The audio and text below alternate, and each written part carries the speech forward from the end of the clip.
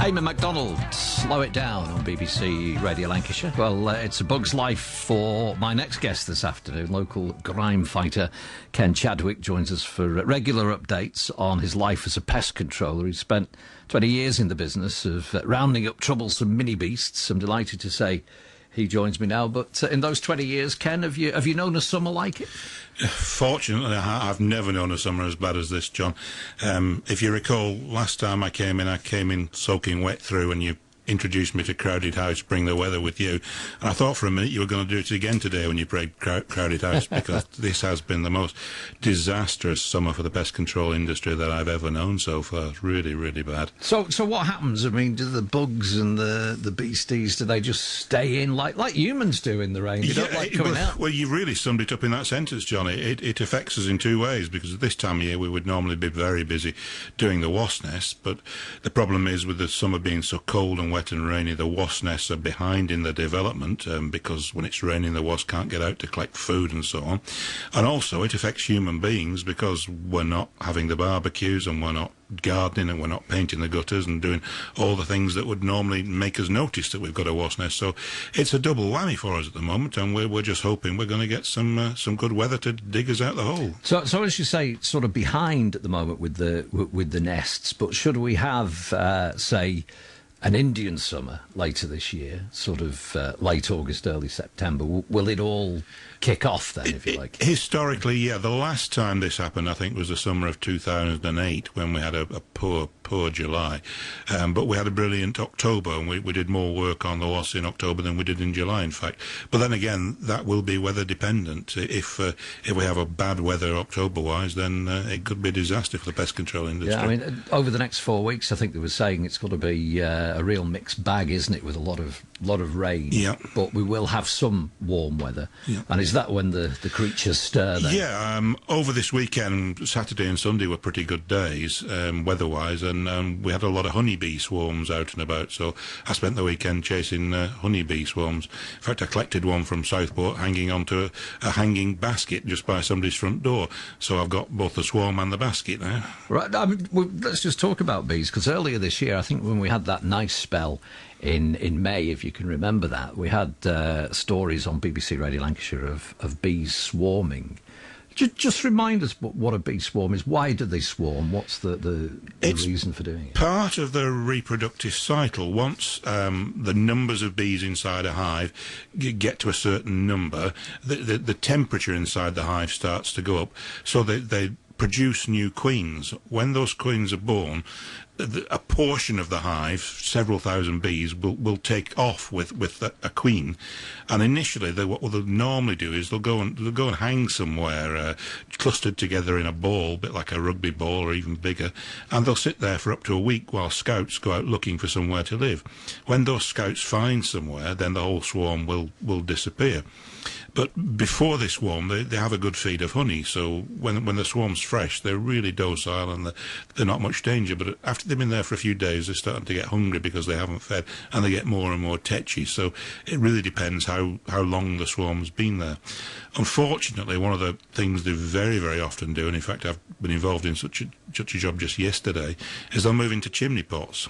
And unfortunately, when they do that, you've no means of getting them out. You need access equipment, such as scaffolding, to get up there, because if that chimney pot's venting, say, a gas fire or something, it's very, very dangerous, because they'll block it with honeycomb. So fortunately, the bees have to be destroyed and the chimney pot cleaned out of any honey that they may have made in there. Yeah, I mean, one story that we did cover was from a gentleman who owned the bees. I mean, evidently the queen bee left and they swarmed and he lost them. I mean, is that a similar thing? It is, yeah. I mean, a beekeeper, funny enough, I have accidentally become one recently, as I acquired a hive quite by accident. So I'm getting plenty of honey, or is it not? It's not quite the time for honey yet, is it? No, I'm learning about beekeeping as much as anything, because I've normally been involved in getting rid of them. But a beekeeper would normally keep his eye on his hives, and if he sees new queen cells being produced, he will destroy those to stop the swarming process. But it's not all from from commercial hives, of course, there are natural bee colonies in places where they, in the woods and in moors and so on, where they're doing no harm, and then they're just part of nature. So you've decided to start keeping bees now? I'm seeing how it goes. I'm going to experiment if I can. I'm going to go on a beekeeping course and learn how to do it properly. And I'm providing the everything goes well. I'll keep a hive and see how it goes. You see, with the rotten weather they're having, it could be diversification. This couldn't it? You could be selling the honey. I can see it now. Harrier pest control honey. Yeah, jars. Unfortunately, I live in quite a small house in Chorley, and I don't really have the room. Right. We'll come back. We'll chat some more, because also I want to chat about moths as well, because we've got problems with. Although I don't think you're a moth man, are you? I'm not a moth expert, but I know a little bit about the moth that you're talking about. Yeah, and of course they can be hazardous to human and also animal health. Yes, they can. In fact, there are other insects along with moths that are also similar to that. We'll come back. We'll chat about those after the headlines are 1:30. Ken Chadwick with us in the studio. We're talking pest control this afternoon. You might have a question for Ken. 01254 583 583 is the number to call. A lot of programmes on the telly at the moment where they deal with, the people like yourself who go in and tackle pests and go into houses that are overrun with vermin, basically. I mean, we like to look at that, don't we? I think everybody... What is the attraction, do you think? I think not just pest control, but the whole thing about grime and so on. It is an interesting subject. Sometimes, for me, it can get a little bit tedious that whenever you roll up, say, to do a wasp nest, they tell everybody's had a wasp nest, and they'll tell you about the one they had in 1974 and what it looked like and so on. Of course, we've seen them so many times and heard the stories so many times. It's not fresh and new to us, but I think generally we like to see the gory side of life. But there's one thing that those programs simply cannot get across to you, and that is when you go into one of those houses, it's the smell that hits you. If you could have that coming out of the television set as well, that really would make it. Probably people would turn off. And you wouldn't believe it, but a lot of the programmes you see are really quite sanitised compared to reality. I used to have a contract with a company that dealt with repossessions for banks and building societies, and some of the houses that we went into, you couldn't televise it. It'd be too upsetting. It really would. I mean, and again, as we say, we like to have a look at people climbing down the drains and drilling all the fat away from the drains, don't we? It's just something we enjoy doing, presumably. Yeah. It's like, I suppose, really, they've become like cookery programmes on the telly, haven't they? Those weren't they? And now we're watching grime fighters everywhere. It is amazing the way we treat television these days. I was only telling somebody the other day, I went out to do a wasp nest for somebody last year, and the entire family was watching a cookery programme on television while devouring a Kentucky Fried Chicken bucket. I thought there's an ultimate irony there somewhere. Well done. We were talking, and you kindly brought in some bed bugs a while ago, didn't you? They're still a huge problem. And getting huger, John. I was talking to someone who's really quite knowledgeable on bed bugs not long ago, and he reckons that with the Olympics this year and people coming in from all over the world and travelling around England to sightsee, that the problem's going to be at its height probably over the next 2 to 3 years now. Funny enough, I'm involved in a bed bug job only at the moment, although I'm probably at the expensive end of the scale because I do the job properly. Even we are getting more bed bug work than we used to do.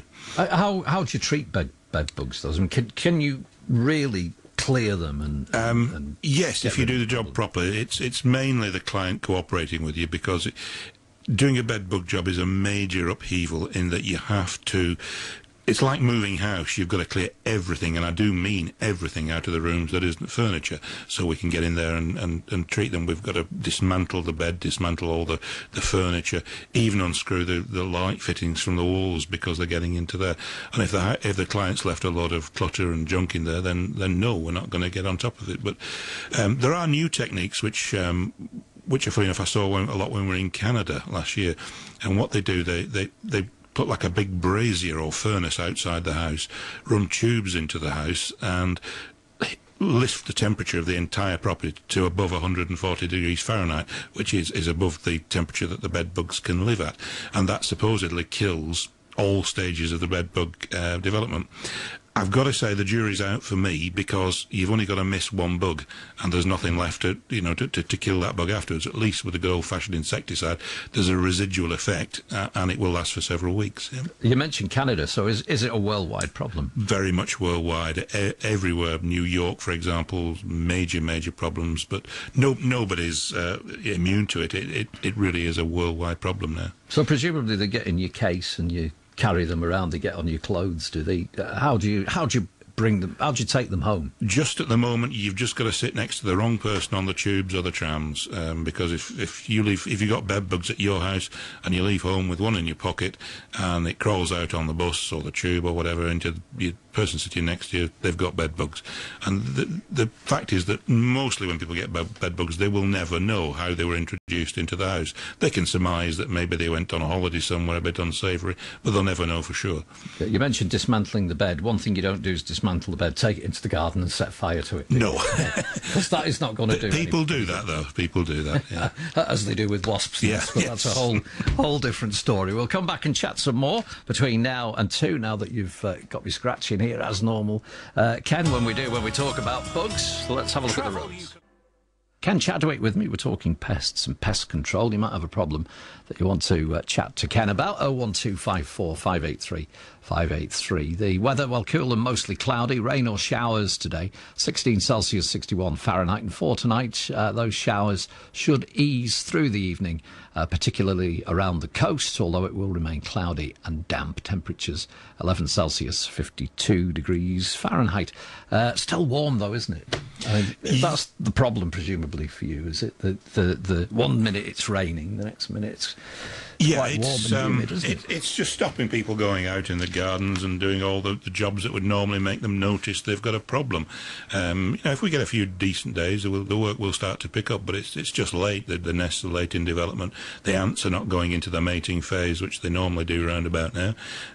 But we've just got to rely on some good weather, or I'll be looking for a new job, John. In the news today, there's a new infestation of a non-native moth, which is hazardous to human and animal health and trees, of course. That's been identified by the Forestry Commission. Are you are you often called out to moth jobs, or is that something you don't really deal with, or is it now becoming more of a problem? It's kind of the truth that pests have cycles like many other industries, and moths have been out of vogue for many years now, unless you're involved in things like flour mills and stuff like that.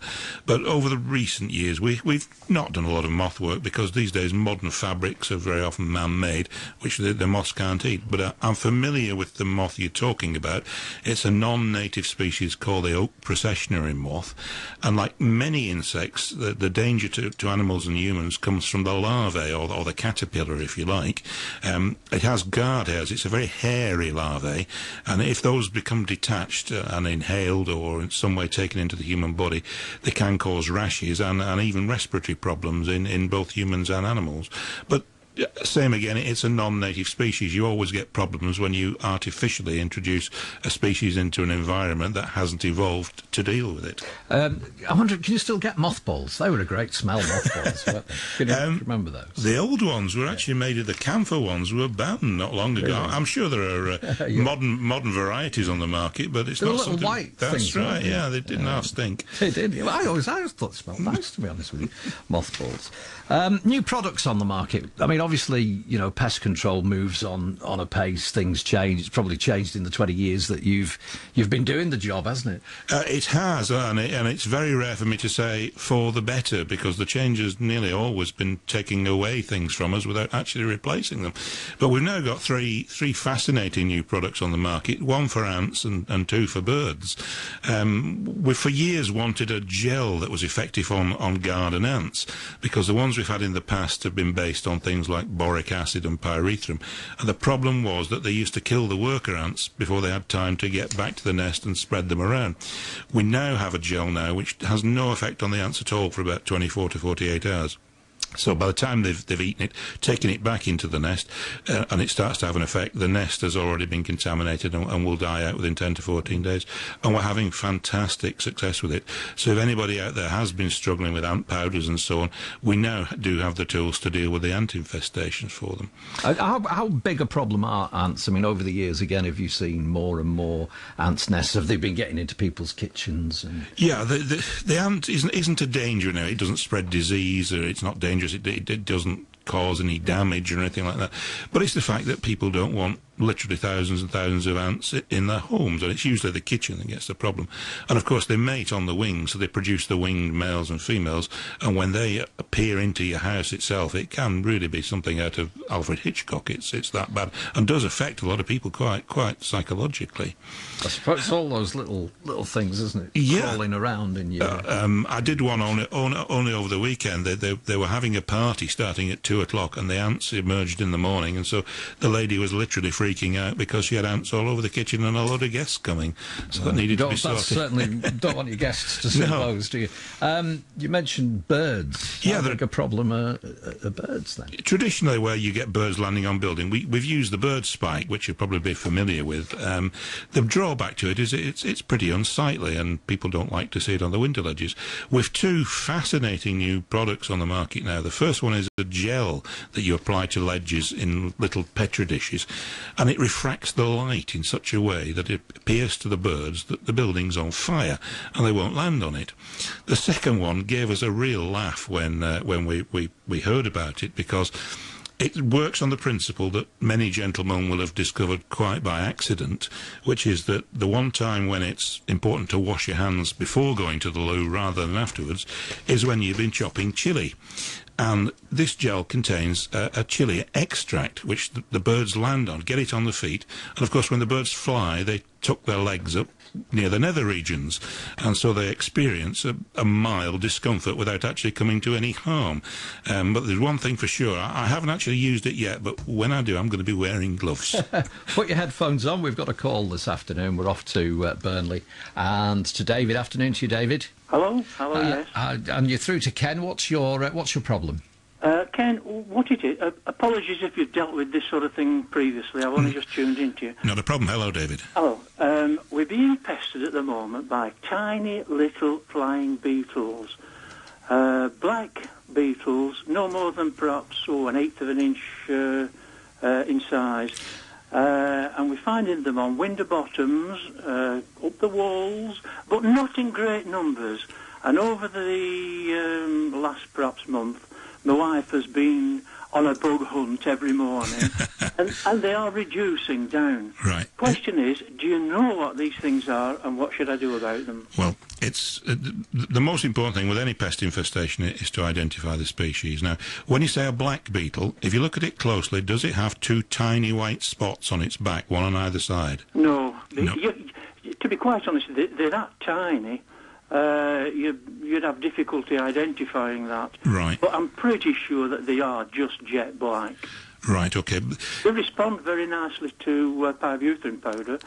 Right, most insects do, yeah. Right. What you're going to have to do with these is it's difficult to try and obviously to identify them over the air. It's impossible. I can't see them.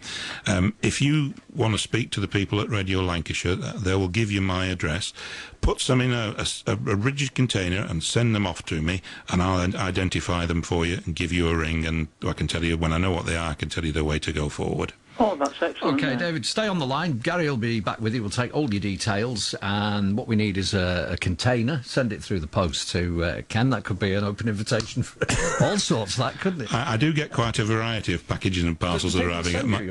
Send them through the post. Yeah, because, I mean, these days of high diesel costs, you know, it can be very expensive for me to drive 20 or 30 miles to go and identify a woodlouse or something like that. So, you know, I'll always ID them free of charge, but you've got to post them in too. You don't pay the postage as well. Ken Chadwick, Harrier Pest Control, joining us on the programme this afternoon. He'll be back with us in about a month's time. News at 2's on the way.